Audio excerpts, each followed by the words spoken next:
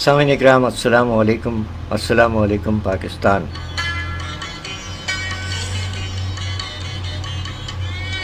کتاب ردھم، نوجوان شاعر نعیم سمیر، کراچی پاکستان۔ رکھتا ہوں خود کو ذات کے آئینے میں سمیر،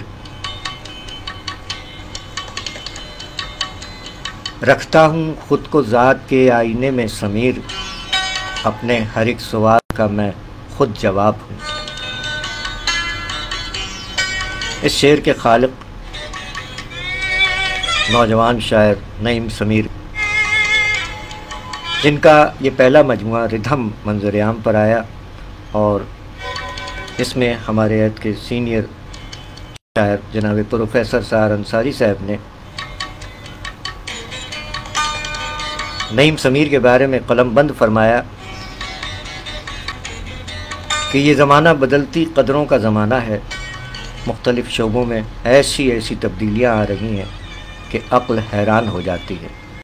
اس کا ایک اثر یہ ہوا کہ کچھ لوگ ان قدروں کی اہمیت کو سمجھنے میں وقت صرف کرنے لگے، لیکن کثیر تعداد ان سے روگردانی کرتی نظر آتی ہے۔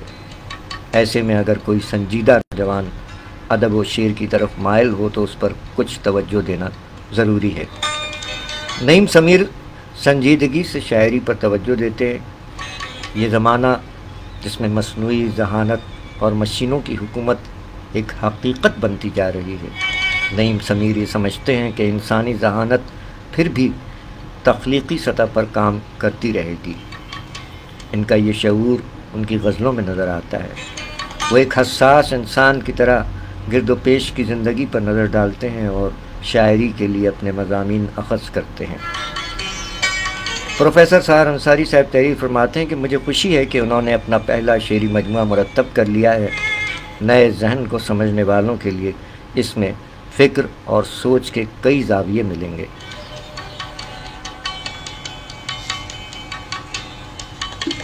سامعین اکرام، مجموعہ کلام ردھم، مصنف ہیں نوجوان شاعر نعیم سمیر۔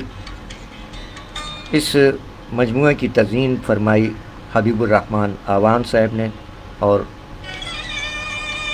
اسے ترتیب دیا عہد حاضر کے دو شعراء کرام ماشاءاللہ، توقیر تقی صاحب اور کاشف حسین غائر صاحب نے۔ جیسا کہ آپ اسکرین پر ملاحظہ فرما رہے ہیں، سر ورق علی زیرک صاحب نے مرتب فرمایا، جبکہ یہ مجموعہ کلام ردھم کولاج پبلیکیشنز لاہور سے شائع ہوا۔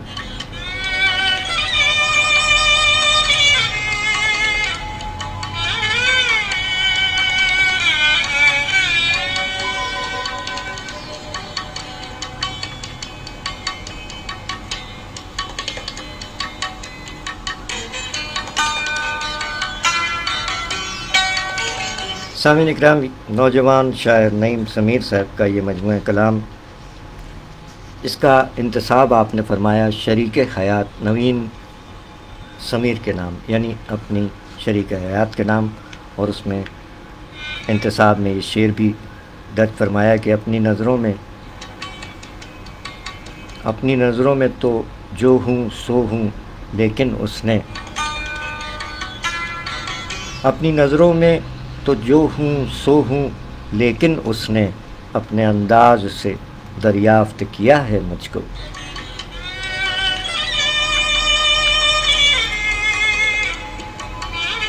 سامعین اکرام، نعیم سمیر صاحب کا یہ شعری مجموعہ، اس کے آغاز میں جناب شاہین عباس صاحب، جناب سلمان ثروت صاحبات نے اور خود صاحب کتاب شاعر نعیم سمیر صاحب نے اظہار خیال فرمایا۔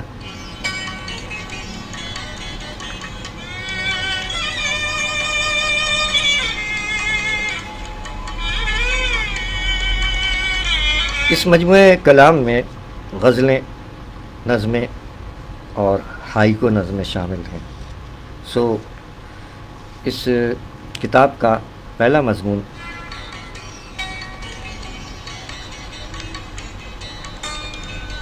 جناب شاہین عباس صاحب نے تحریر فرمایا کہ جدید حیثیت کا شاعر نعیم سمیر۔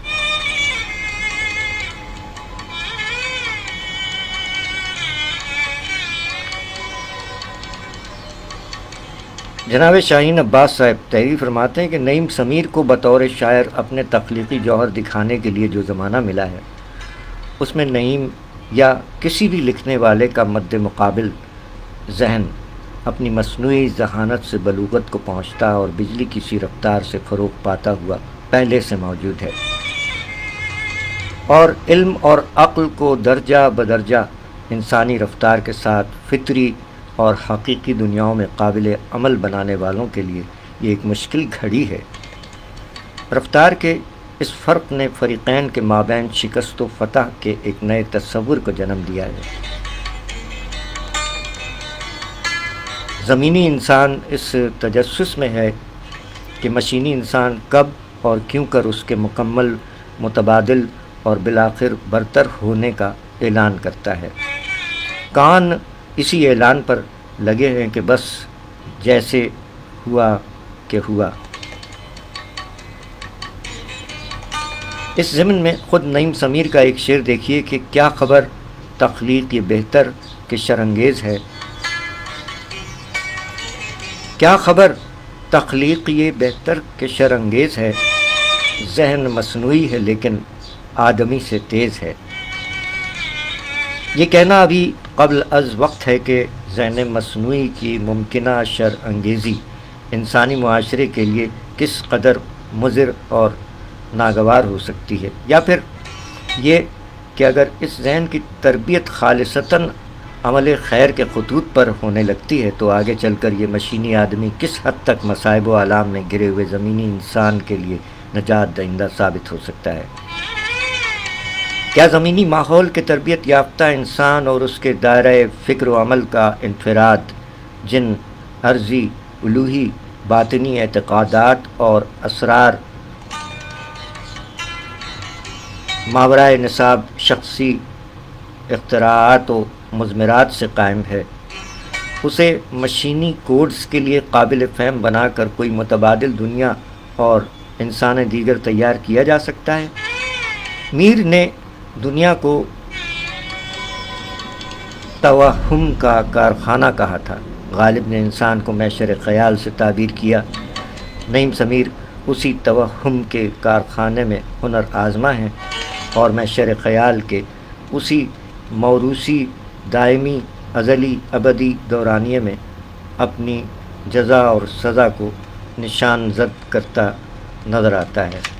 سو جس کی جلوت یعنی انکشاف کی حد مقرر ہے نہ خلوت کی، اس انسانی حیثیت کے ساتھ ذہانت سے وابستہ فطری اور قدرتی اجزائے خلقت کو بروئے کار لاتے ہوئے تخلیقی عمل جو صورت اختیار کر سکتا ہے، اس کا اظہار نعیم سمیر کے ہاں کچھ اس طور سے ہوا ہے: ادھر سے دیکھ لیا ہے تو اب ادھر سے بھی دیکھ، ادھر سے دیکھ لیا ہے تو اب ادھر سے بھی دیکھ، بہت عجیب ہے دنیا، اسے جدھر سے بھی دیکھ۔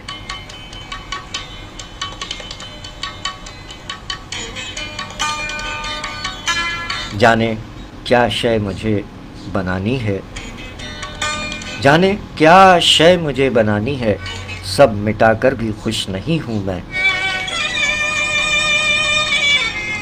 دو اشعار اور کہ یہاں بقا کا نہیں مسئلہ جواز کا ہے، یہاں بقا کا نہیں مسئلہ جواز کا ہے، بجھے چراغ کو اب خود ہوا جلائے گی۔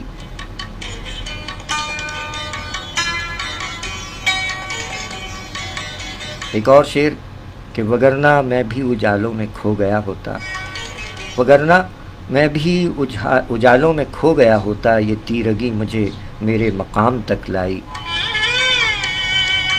نعیم سمیر کے یہاں رومان کی جن صورتوں کا ذکر ہے وہ موجود اور ناموجود کے مابین لمز کی بھڑکتی اور بھڑکائی ہوئی ایسی آگ کی پیداوار ہیں جس نے وجود کی ہر پرت کو روشن کر رکھا ہے۔ یہ وہ نار جہنم ہے جو ایک ہی جست میں آپ کی گمشدہ جنت کو آپ کے سامنے لا کر کھڑا کرتی ہے۔ نعیم کا عشق پردہ وجود کو بچا کر رکھنے سے نہیں، اسے چاک کر دینے میں دلچسپی رکھتا ہے۔ وہ کبھی اس پردے کی کوئی دھجی فضا میں لہرا کر خوش ہوتا ہے اور کبھی کسی دھجی کو سینوں پر سایہ کرنے اور ہوا دینے کے لیے کھلا چھوڑ دیتا ہے۔ یہ خالصتاً انسانی کیفیات و صفات ہیں جن کا نہ تو شمار ممکن ہے اور نہ حد بندی۔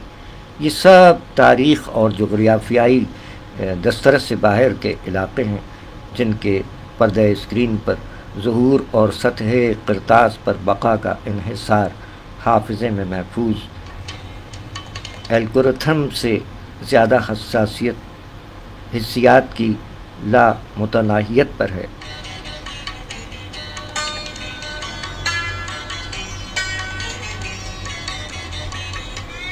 نعیم سمیر کی شاعری کا ایک رخ یہ بھی ہے کہ اس نے زمان و مکان کو غیر موجود مگر ناگزیر شے جان کر برتا ہے۔ فرماتے ہیں کہ منزلوں کا تعین بھی کرتے رہو، صرف چلتے رہے تو بھٹک جاؤ گے۔ اور فرمایا کہ یوں ہی ایک دن سفر کیا آغاز، یوں ہی ایک روز تھک گئے ہم لوگ۔ جناب شاہین عباس صاحب اپنے آخری پیرا میں فرماتے ہیں کہ نعیم سمیر کی نظموں اور ہائیکوز میں موجود قومی، سماجی، معاشرتی اور رومانوی موضوعات اس کی غزلیہ شاعری ہی کا تسلسل و توسیع نہیں بلکہ تجربے اور واردات کے اختلاف کے باعث یہ مضامین اپنے اندر الگ صنفی حیت میں لکھے جانے کا جواز رکھے۔ بائی پولر کے عنوان سے نعیم کی یہ ہائیکو جدت ترازی کے ایک بے حد عمدہ نمونے کے طور پر پیش کی جا سکتی ہے اور محسوس کیا جا سکتا ہے کہ ردم کا یہ شاعر کس کائناتی ردم پر رقصاں ہے۔ نادانی مت کر میں بھی تجھ سے ڈرتا ہوں، تو بھی مجھ سے ڈر۔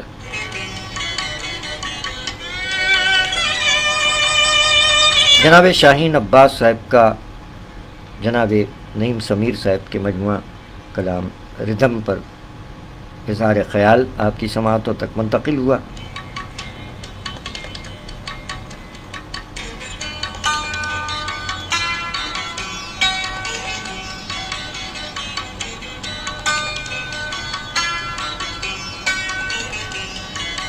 اب اس میں بہت سی باتیں ہیں جو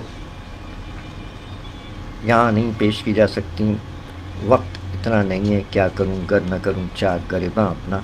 نعیم سمیر اپنے بارے میں لکھتے ہیں کچھ یادیں کچھ باتیں۔ نعیم سمیر کہتے ہیں کہ میرے نزدیک سب سے مشکل کام اپنے بارے میں کچھ لکھنا یا کہنا ہے۔ یقین کیجئے میں اس وقت سب سے زیادہ مشکل میں پڑ جاتا ہوں جب مجھے اپنا تعارف پیش کرنے کے لیے مدعو کیا جائے۔ میں سمجھتا ہوں کہ ہم اپنے تعارف میں جو کچھ بھی کہتے یا لکھتے ہیں وہ ہماری شخصیت یا مزاج کا 10% بھی نہیں ہوتا۔ شاید اسی عجز بیان نے مجھے اپنی ذات کے اظہار کے لیے شاعری کی جانب مائل کیا۔ ایسا بھی نہیں کہ میں بہت کم گو اور گوشہ نشین شخص ہوں، بلکہ میری طبیعت انتہائی دوست پرور اور مجلسی ہے، لیکن میں اپنے اندر کی ٹوٹ پھوٹ اور انتشار کو شاعری ہی کے قالب میں ڈھال سکتا تھا۔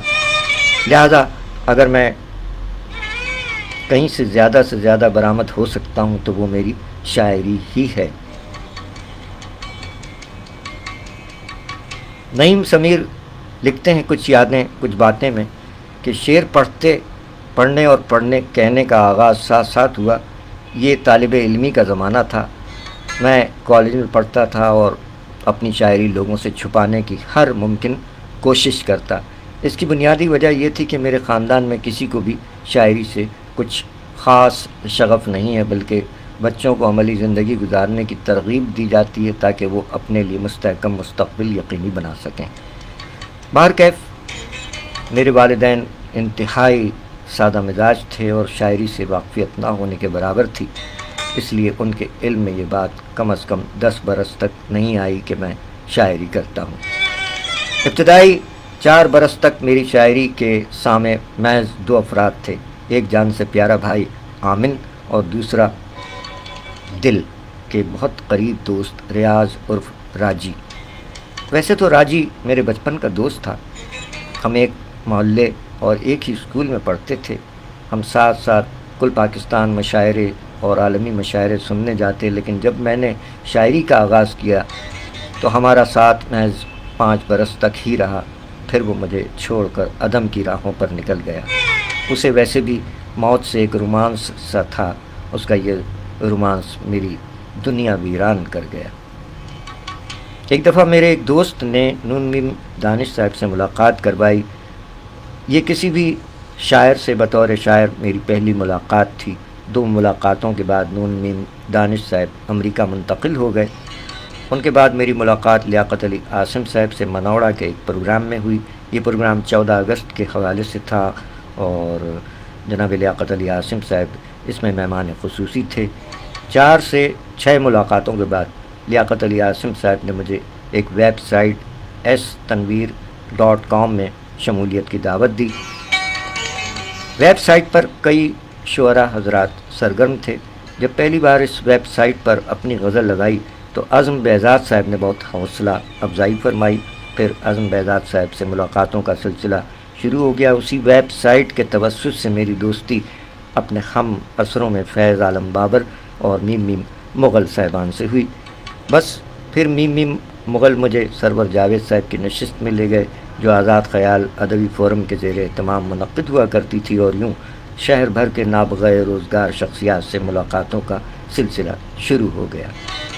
غالباً 2006 کی بات ہے کہ پروفیسر آفاق صدیقی اور سرشار صدیقی صاحبان سے ملاقات کا موقع ملا۔ یہ سلسلہ شروع ہوا تو پروفیسر سحر انصاری صاحب، ڈاکٹر پیرزادہ قاسم صاحب، جناب انور شعور صاحب، جناب میر احمد نوید صاحب، جناب جاوید صبا صاحب اور کئی احباب سے گاہے گاہے ملاقاتیں ہوتی رہیں۔ ان سب کی محبتوں اور حوصلہ افزائی نے مجھے نہال رکھا۔ سرور جاوید صاحب کے ساتھ ادبی نشستوں اور نجی محافل کا سلسلہ تقریباً 13 برس جاری رہا۔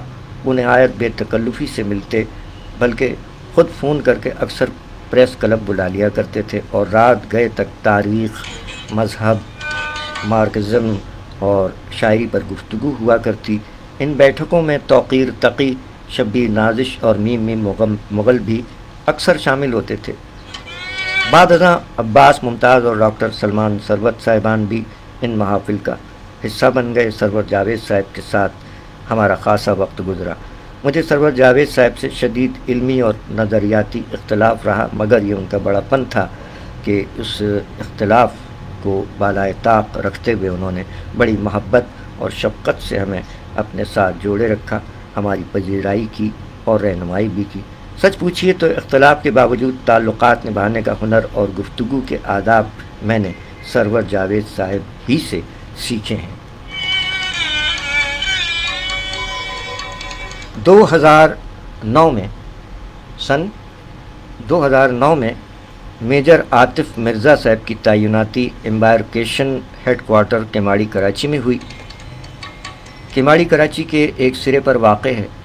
ویسے تو کراچی کی سب سے قدیم بستی کیماڑی ہی ہے، لیکن شہر اتنا پھیل چکا ہے کہ احباب کیماڑی کا رخ اب شاذ ہی کرتے ہیں۔ میجر عاطف مرزا نے جب کیماڑی کی اس بستی میں شاعروں اور ادیبوں کی تلاش شروع کی تو انہیں بتایا گیا کہ یہاں ایک نوجوان شاعر ہیں نعیم سمیر۔ بس پھر میجر صاحب نے اپنی انٹیلیجنس ایجنسیاں لگا دیں اور ہمیں ڈھونڈ نکالا۔ عاطف مرزا صاحب کے ساتھ انتہائی خوشگوار وقت گزرا۔ وہ 3 برس کراچی میں مقیم رہے۔ انہوں نے ایک ادبی تنظیم سخنور فورم کراچی کے نام سے بنائی۔ اس کے بعد ممبران میں میجر عاطف مرزا صاحب اور راقم شامل تھے۔ پھر اس میں عقیل ملک بھی شامل ہو گئے۔ عقیل کے ساتھ بھی یادگار وقت گزرا۔ عاطف بھائی کے جانے کے بعد عقیل ملک اس تنظیم کے صدر بنے۔ کچھ عرصے بعد ان کا بھی تبادلہ ہو گیا کہ فوجیوں کو اپنی زندگی میں کئی بار ہجرتوں کا جبر سہنا پڑتا ہے۔ 2013 میں عقیل ملک کے جانے کے بعد اس تنظیم کی صدارت کی ذمہ داری میرے ناتواں کاندھوں پر آ گئی، جبکہ عباس ممتاز نے جنرل سیکریٹری اور ڈاکٹر سلمان ثروت صاحب نے جوائنٹ سیکریٹری کے فرائض سنبھالے۔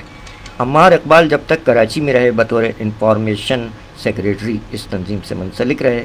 اس تنظیم کے تحت ہم نے 2013 سے 2019 تک 80 سے زائد ادبی پروگرامز، شعری نشستیں اور مشاعرے منعقد کیے، اہم شعراء کرام کے ساتھ شامیں منائیں اور ایک کل پاکستان مشاعرے کا انعقاد بھی کیا۔ یہ تمام پروگرامز کراچی آرٹس کونسل میں منعقد ہوئے، جس میں آرٹس کونسل کے صدر محترم احمد شاہ صاحب اور لائبریری کمیٹی کے سابق چیئرمین جناب سہیل احمد صاحب کا بھرپور تعاون حاصل رہا۔ اس ادبی تنظیم کی سرگرمیوں کے سبب میری عباس ممتاز اور ڈاکٹر سلمان ثروت صاحبان سے ایک گہری وابستگی ہو گئی۔ اب شہر بھر میں ہم تینوں کی دوستی کو بڑے رشک کی نگاہ سے دیکھا جانے لگا کہ ہم کم و بیش ہر مشاعرے میں ساتھ ساتھ نظر آتے۔ نجی محافل میں بھی ہم تینوں کا ایک ساتھ ہونا گویا لازمی سی بات تھی۔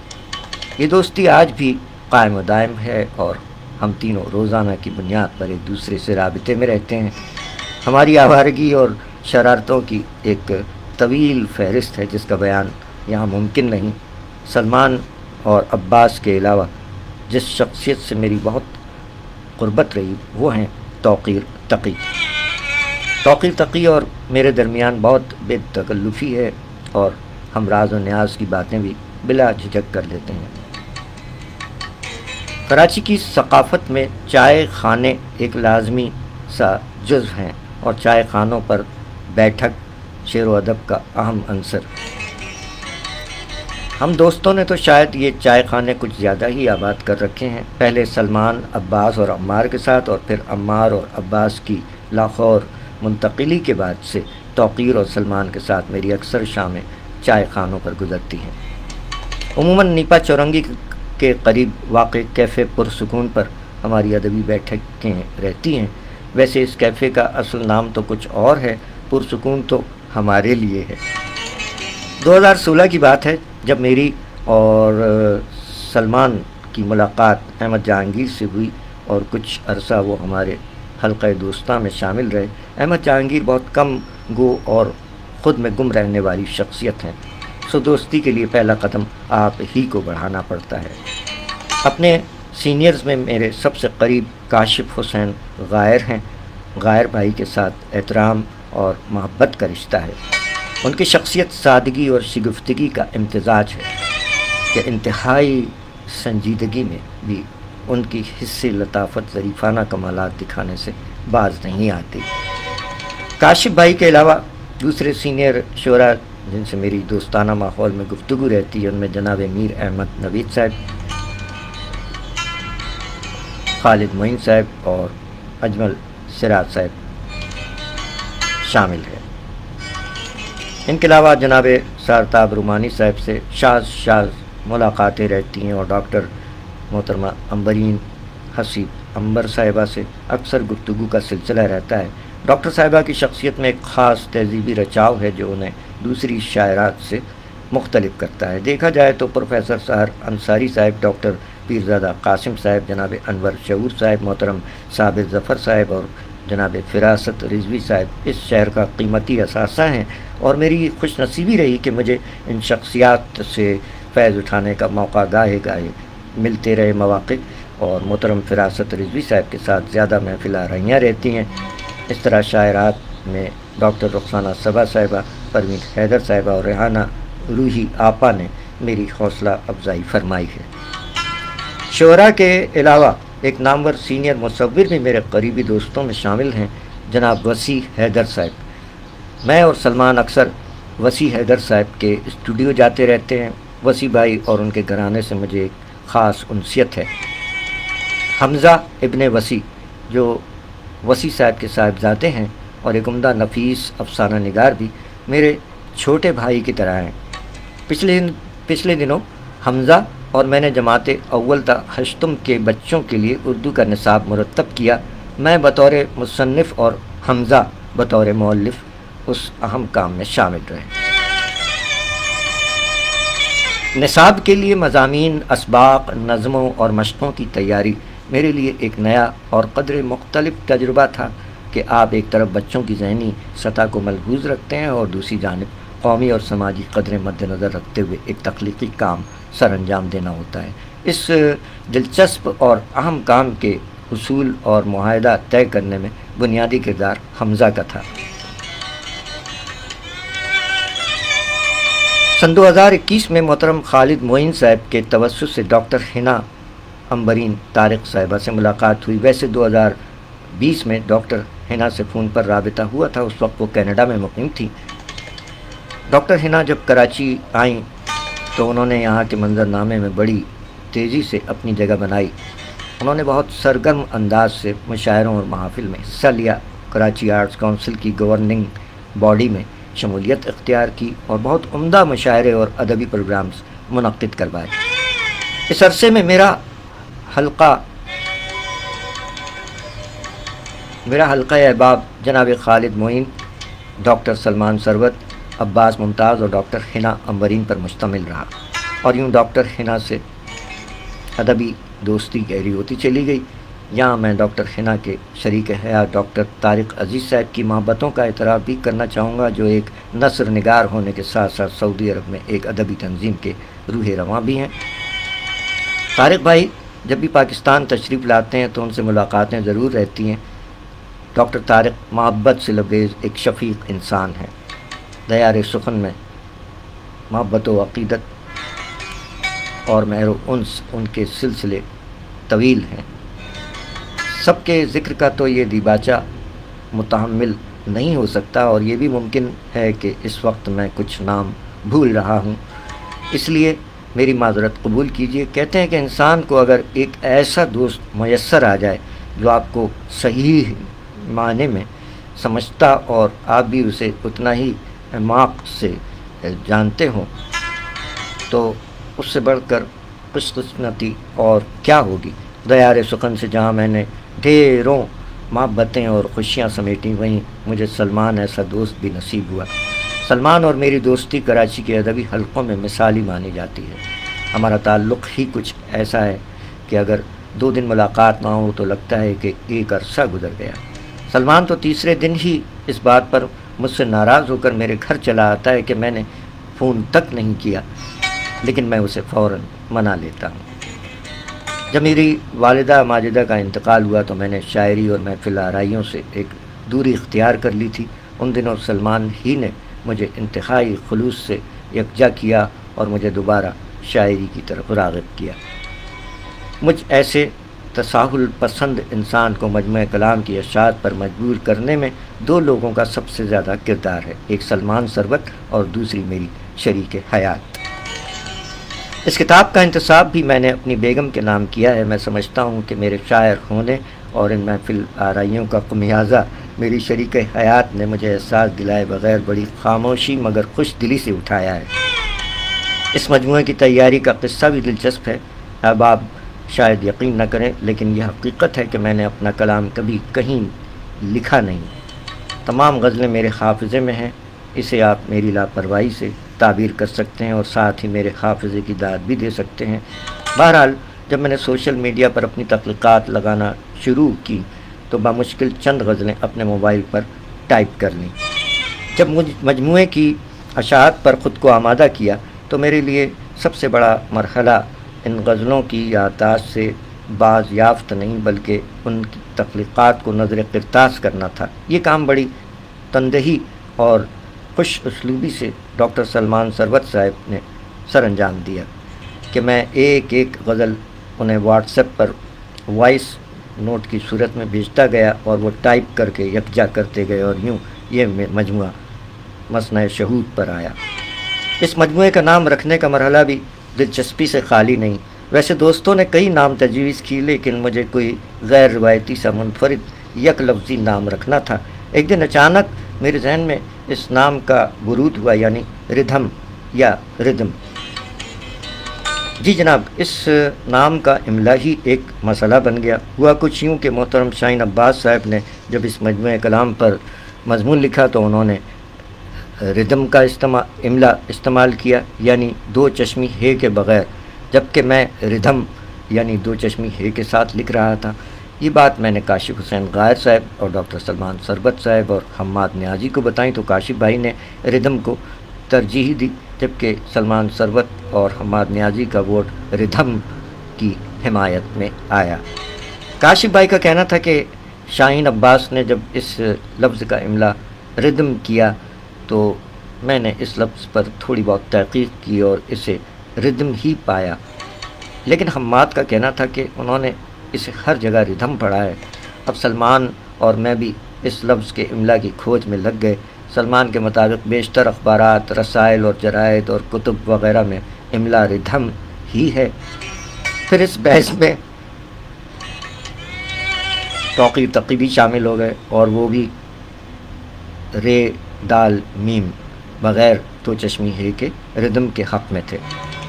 مجھے ردھم انگریزی کے RHYTHM سے زیادہ قریب لگا، مگر اس املا سے بصری حسن متاثر ہوتا دکھائی دیا۔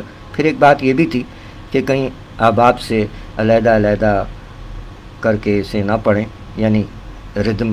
الغرض میں نے اس لفظ کے املا کی تحقیق و بحث میں 3 گھنٹے سے زیادہ وقت صرف کر دیا، لیکن کسی حتمی نتیجے پر نہ پہنچ سکے۔ پھر سلمان صاحب نے ڈاکٹر رؤوف پاریک صاحب کو فون کیا، جو اردو لسانیات کا اس وقت سب سے اہم اور معتبر نام ہے۔ ان کی رائے میں بھی اس لفظ کا املا رے دال میم ہی تھا۔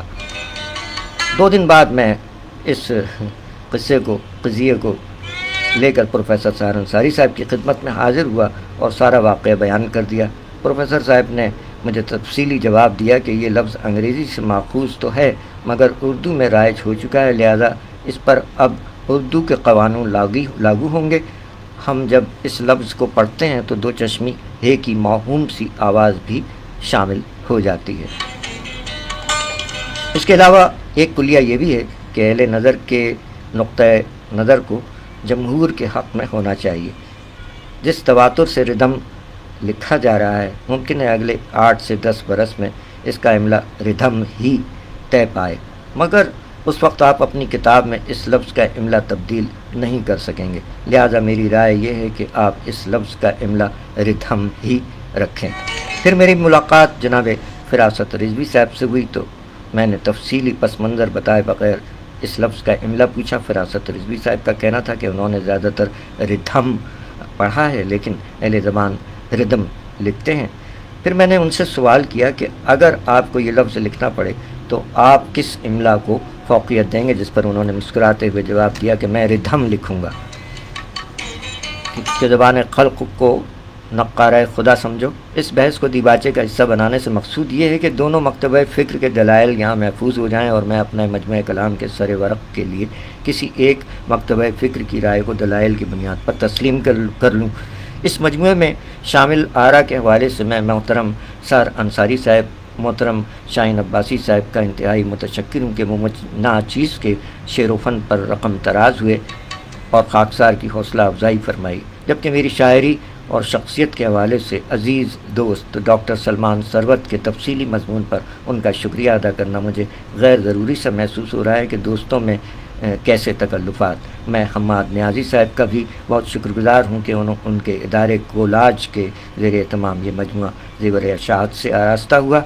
اس کے علاوہ علی زیرک کا بھی ممنون ہوں کہ انہوں نے انتہائی قلیل وقت میں اس مجموعے کا دیدہ زیب سر ورق بنایا۔ میں جناب توقیر تقی اور محترم کاشف حسین غائر کا بھی شکریہ ادا کرنا چاہوں گا کہ آپ حضرات اس مجموعے کی ترتیب و تالیف اور پروف ریڈنگ میں شامل کار رہے۔ آخر میں ان دوستوں کا بھی بہت ممنون ہوں جو شعر و ادب سے براہ راست وابستہ نہیں ہیں، لیکن میری حوصلہ افزائی اور پذیرائی میں پیش رہے، خاص طور پر میرے بزرگ جامی بھائی مقدس غوث میاں صاحب اور میرے قریبی دوست اسد اللہ، داؤد رفیق، ندیم احمد، ڈاکٹر ضیاء خانزادہ، فرحان عارف اور کرسٹوفر۔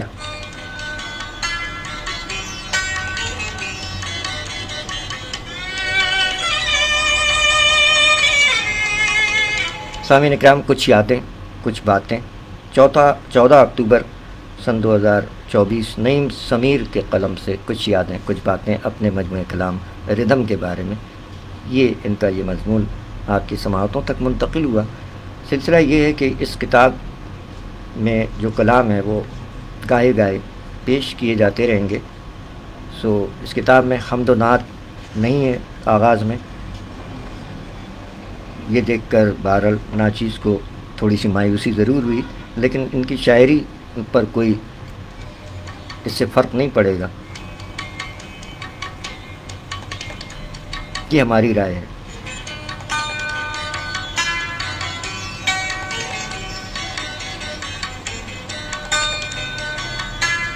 سو ان کی شاعری پیش کی جاتی رہے گی. آج کے لیے اتنا ہی، کیونکہ مضمون یہ مضامین شامل ہوئے ہیں. انشاءاللہ زندگی بخیر ان کے مجموعہ کلام ردم سے ان کی تخلیقات، پروگرام شاعری سچ بولتی ہے اور دیگر مواقع پر پیش کی جاتے رہیں گے. اس کے ساتھ ہی آپ کا اپنا قلم قبیلے کا سرفراز عابدی اجازت چاہتا ہے. زیر زبر پیش اور لفظوں کی ادائیگی میں، تلفظ کی ادائیگی میں جو کوتاہی ہوئی ہے اس کے لیے بندہ ناچیز معافی کا خاص گار ہے. بہت بہت مبارک ہو جناب نعیم سمیر صاحب. جیتے رہیے، سلامت رہیے.